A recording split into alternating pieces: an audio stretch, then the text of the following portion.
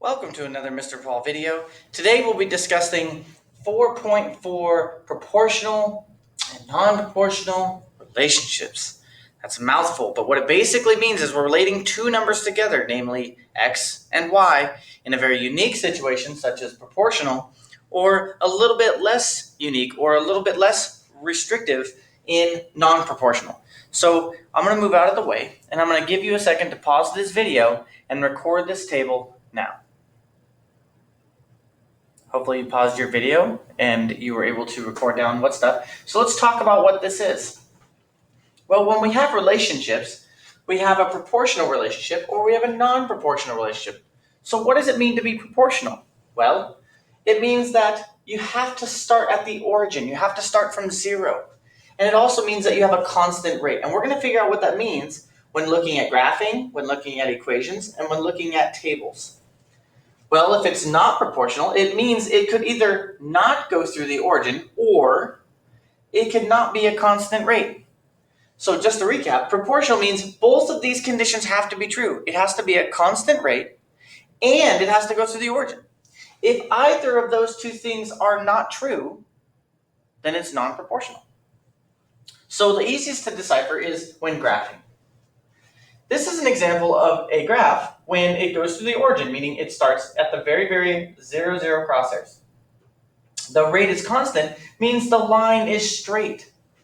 Here's another example. It starts at the origin and the line is straight. It doesn't matter if it goes steep or if it goes shallow. The more important is that the line has to be straight. By contrast, if your line doesn't start at the origin, let's just say it starts somewhere up on the y-axis. That doesn't start at the origin. That makes it not proportional. Or if the line is curved, meaning it starts its growth, but then it gets really high, really quick. It's not a constant rate. That's how either of these two things could be considered non-proportional. Even though this one is straight, it doesn't go through the origin. Even though this one starts at the origin, it's not straight. You only need one thing to fail, and it all fails. When looking at an equation, we can think of it as y equals 7x. Y equals some number times x. We want to know if it starts at the origin. Well, math doesn't write plus 0, but you can think of it as plus 0. Math won't write that plus 0 there. It's implied that you should know that the number next to the x is the slope, and then the number that's all by itself, which is not written there almost every single time, is plus 0. The y-intercept is 0. So what you're going to see is something that looks like this, or something that looks like this. Just know that there's an implied plus 0 there, which is why it's written in a different color. By contrast, we know that y equals mx plus b, this b is 3. So it doesn't go through the origin. It starts somewhere higher on the graph. Or if something is funny with my x, no dating jokes, something's funny with my x. I got this x squared here. That doesn't look like y equals mx plus b. Something's funny going on with my x. That's a dead giveaway that you have a growth that's not constant.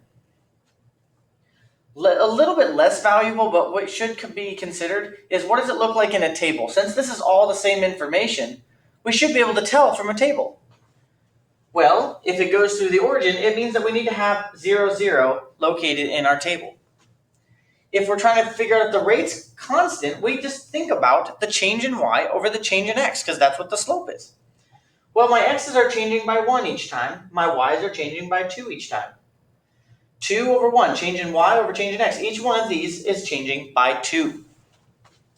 By contrast, you could fail a table by 0, 1 being in your table. 0 and anything besides 0 means that the origin is not located in my table. That's one way it could fail. Or if the rate is not the same. These numbers are going up by 1, which means that my change in x is 1. But on the bottom, my 1 to 5 is changing by 4. 5 to 12 is changing by 7. And 12 to 20 is changing by 8. That means that my rate from this section is 4 over 1. This section is 7 over 1. This section is 8 over 1. The rate changed. That's all for this video. Today's video is about capping everything together. I hope you enjoy it and I hope they help. Peace.